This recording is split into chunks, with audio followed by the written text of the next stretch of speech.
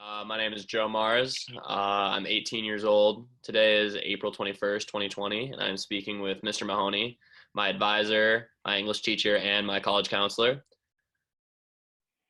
Hello, everyone. I'm Jim Mahoney. I am older than the hills, and today is April 21, 2020, and I'm speaking with Joe Mars, who is my advisee, student, and college counselor. I'll start this interview with a question, Joe. Tell me what you remember about your very first day as a Blake student. Ooh, first day as a Blake student. I was in kindergarten.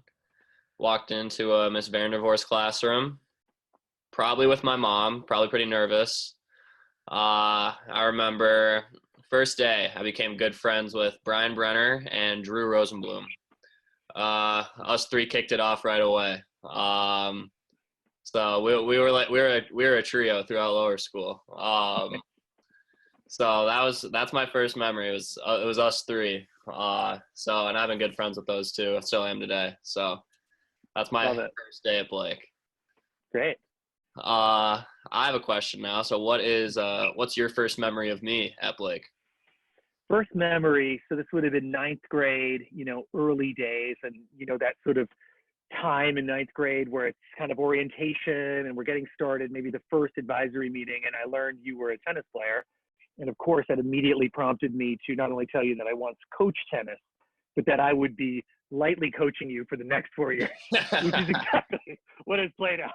And my style of advice to Joe is not in-depth, tactical coaching, but extremely, and you tell me if I'm wrong on this, Joe, very basic, fundamental tennis approaches. It's important though. So but they hold up. They do hold up, right? Like just low to high, hit the ball over the net, hit the ball in, right? Those sorts of things. But we've had a lot of fun talking tennis over the years. But I that's certainly what we talked about that day, and pretty much every day ever since, I think. Oh yeah. Great. All right. So question for you then, if we think back to that time, ninth grade, so long ago, how do you think you've changed since freshman year of high school? Ooh, since freshman year. I probably have to say I've always been pretty social, but it was always pretty social with my tight-knit friend group. Mm-hmm. So I think what's different from freshman Joe to senior Joe is I think I've done a better job of kind of widening my horizons with people and just kind of expanding the friend group and just kind of being able to talk to everyone and be friends with everyone. Because it's a small community here, so it's pretty easy to get to know everyone if you really try. So I think I've done a much better job of that in the past few years, kind of just being friends kind of with whoever sits at my table in whatever class. So that's kind of the main shift I've seen in myself. What have you seen change in me since ninth grade? Taller. That's one thing. That's pretty, basic level, clearly. I would say the main change I've seen in you, as and I've known you in a lot of different capacities, right?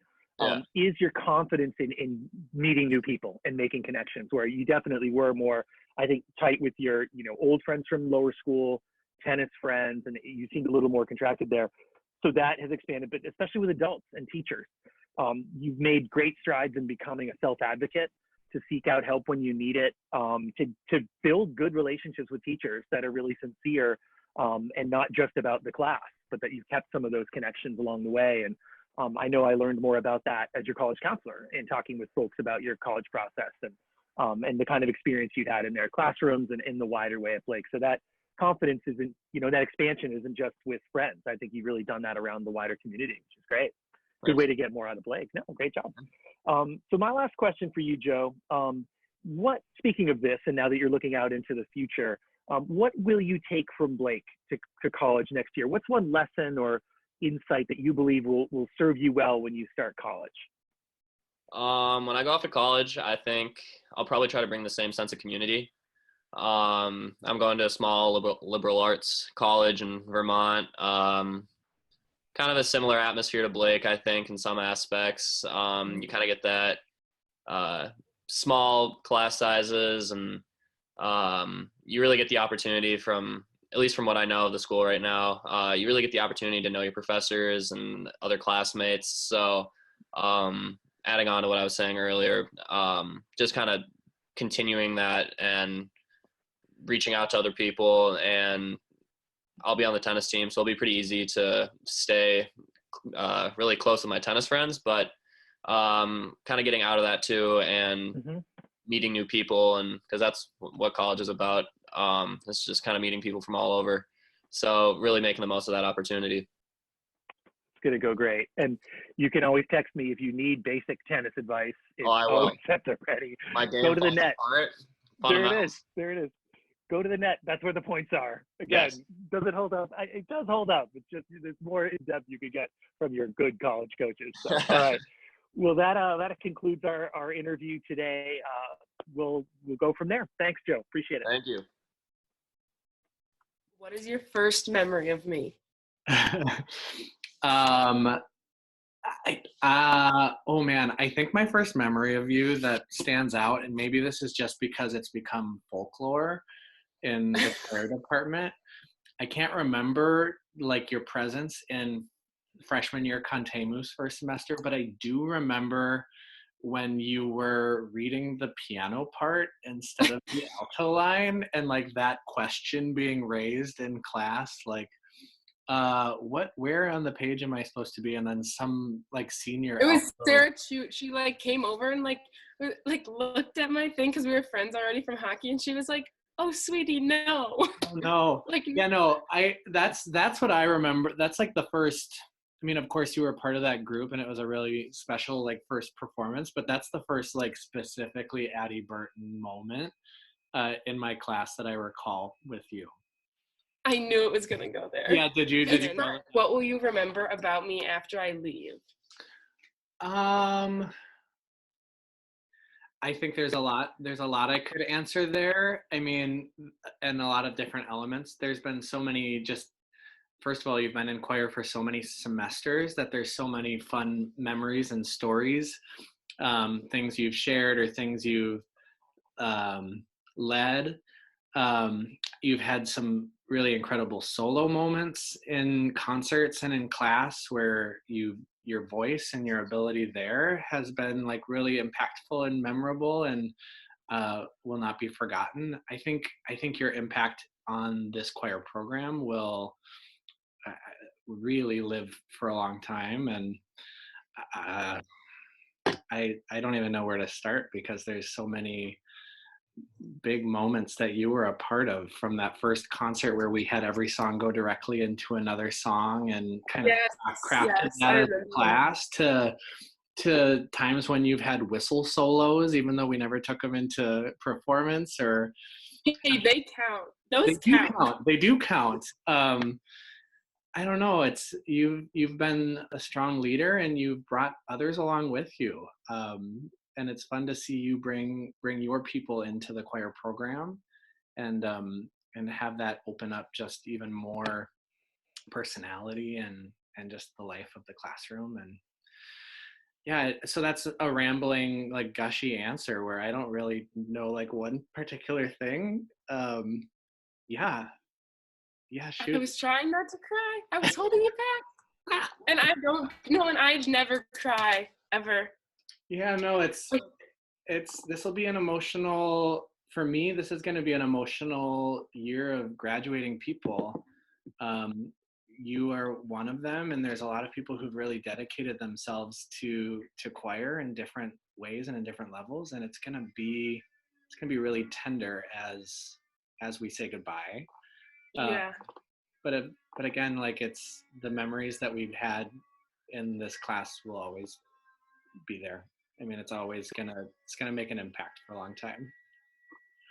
That's what I was gonna say. Like, there are specific memories, but it's more like the feeling that you had, like when we were together, like either in like, and they were all slightly different, right? Like in class, in treble, on choir tour, like when I stopped you in the hall, like it's all slightly different, but it was always like, you just start smiling and automatically it's just like that connection, that friendship, you know what I'm saying? And so I'm going to remember that about you when I'm gone, but more than anything, I'm just going to remember like, just like unconditional, like support and like care and like love, because like I had never, done choir or anything singing before, and like being able to transition into like a lead, like to even like get into treble was like huge, and then become a leader of it, and like get to do all of that. I still remember this isn't like obviously one of my first memories, but it is one of my biggest ones, is when I walked into your office and I was like, so like the treble auditions are happening, and I don't really know if like this would even be something I should like go for, but I just thought I would like run it by you, see what you think. And you were like, absolutely, you should go for it. Like, who cares if you don't get in? The only people you're going to sing in front of are like the two leaders, like Chute and Penelope couldn't be nicer people. Like, you should obviously try that. And it's really low stakes. And it just like it like brought me grounded. I was like, okay, yeah, like I'll go in there, like I'll have confidence, I'll smile, I'll do the best I can. And, whatever happens, I still have our choir class. And like, I ended up getting in, and it really changed my whole high school career. And I know that if I wouldn't have felt comfortable going in and asking you about it, I wouldn't have gone in ever to that audition. And if you wouldn't have answered in the exact way you did, I would have never even considered it. And it's like, because it was always a group like that was like, not like out of reach, and was just like, like the best singers I've ever seen. And like for all those other concerts, I had always seen them and been like, wow, that's amazing. I can't believe those people can do that. Like what, like it was never even an option. And then like we like we worked together, and I learned how to read music from the piano, and you helped me transfer all my other musical abilities from like strings and band over. Mm-hmm. And like you never made me or anyone else feel dumb when we did that. And I felt, like so comfortable asking, even like, wait, why, like I'm not seeing like these notes, and I feel like I have the musical ability, like I should know what this means. And you're like, oh no, like you're actually on the complete wrong page. Yeah. Or something like that. Just like the ability to interact like that and be able to transfer my skills and just feel so safe and supported no matter what I was going to do. Like I cannot say it's very few people I've ever met in my whole life who I felt so supported by. So what is your first memory of me? Well, you were a ninth grader in my homeroom, and I remember you were strongly opinionated, and there was kind of a clear right or wrong about the world and about how people should be and should behave. That's one thing I remember. I'd say that's pretty true. How have I changed since then? Well, one of the things that I began to see in you, and I think it was always there, but you became more comfortable in showing it, and that was empathy. Your empathy for others, and you also began to be a little more open about hearing new ideas and considering maybe changing some of your ideas based on new information. And that was really exciting to see. And what will you remember about me after I leave?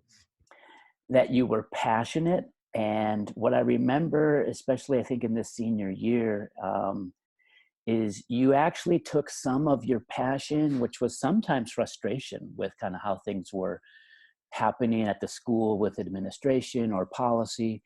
And instead of kind of going on a rant about it, you actually said, hey, I'm going to do something. Right. And so that is what I remember, is kind of how Nathan became somebody who's going to say, okay, if I want to change, if I want something to happen, then I'm going to be involved. And that's been a pretty cool thing to see. So I'll remember that about you. Thank you. Okay, so I'm going to ask you a few questions. How has high school been different than how you imagined? I wouldn't say it's been any harder than I thought. I always knew that Blake was a really competitive school and that academics were hard. But what definitely was the hardest for me was the social aspect. I didn't really have friends for a long time in high school, and I was like pretty alone. And that is why I am so close with my brother. He's like my best friend. But for a really long time, I thought that I would have like more friends being in high school, and it just didn't happen until I kind of made it happen. Good. Yeah. And what are the most important lessons you learned in high school? Always take your time. If something's meant to be done right, then do it right and don't rush it. Especially, I definitely learned this last year in AP English with a lot of essays, and just a lot of work in general. It takes a lot of time to do it right. And, you know, if you really want to get something done well, you can't, I'm so sorry. You can't just, oh my God. Do it. The other device. Yeah. Okay, Oh good. my Lord. Sorry. It's just on my laptop and I don't know how to close it, but. Okay. So take your time. That's the lesson. Yeah. Yeah. And a last question, what will you remember about, oh, sorry, wrong question. What parts of being a Blake student will you take with you next year? I think this would definitely vary depending on what college I'm going to, but going to WashU, probably the most applicable part of my Blake life that I'll take with me is the work ethic that I kind of had to adopt to stay near the top for, 4 years. Yeah. That'll be it. I mean, if I were going to another school, it would definitely be it, but I'll keep that in mind. Okay. All right. Hey, Nathan, thanks for the conversation. Yes. Thank you, Mr. If this was our last conversation, what would you want to say to me?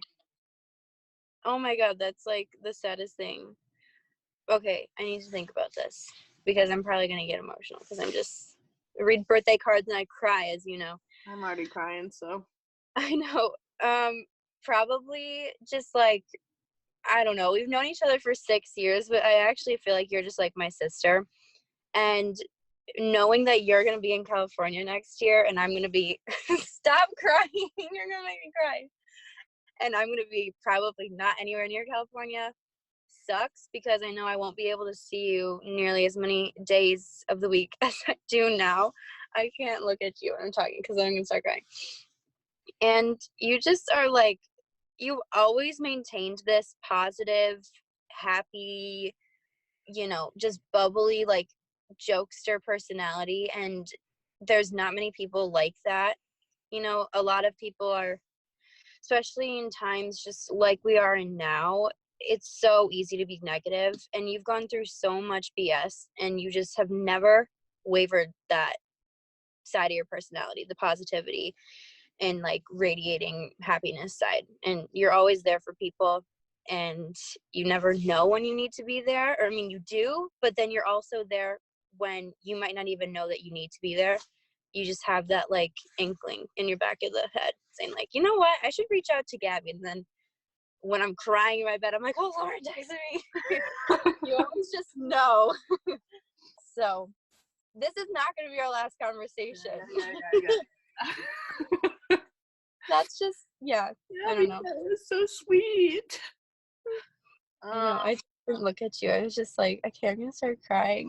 I don't know who's going to see this.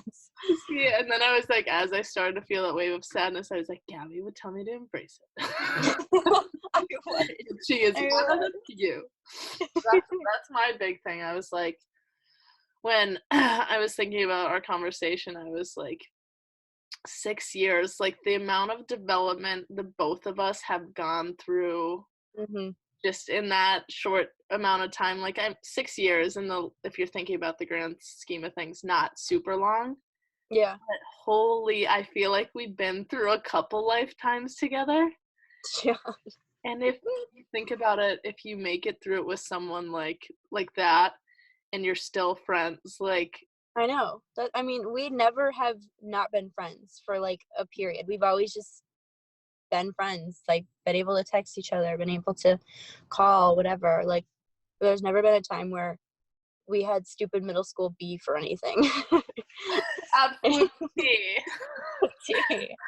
Like, you're one of the few people in my life I feel like I can 100% depend on, and it goes both ways. I feel like you know that you can depend on me, which is not something you always find in the other person, because it's easy for it to be one-sided. But I honestly feel like we have such a mutual friendship where I know you're always going to be there for me, even if we have this space between us the next year.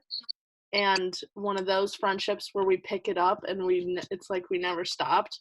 Yeah. Where we can bake with one another, but also have deep conversations where I can put my heart on the line and I know you're going to listen 100%. And I hope you feel the same thing with me, because it's literally been a lifeline, especially this past 2 years, particularly. It was really scary last year, and I didn't think a lot of people would stick around, and you did, and it was really, really special.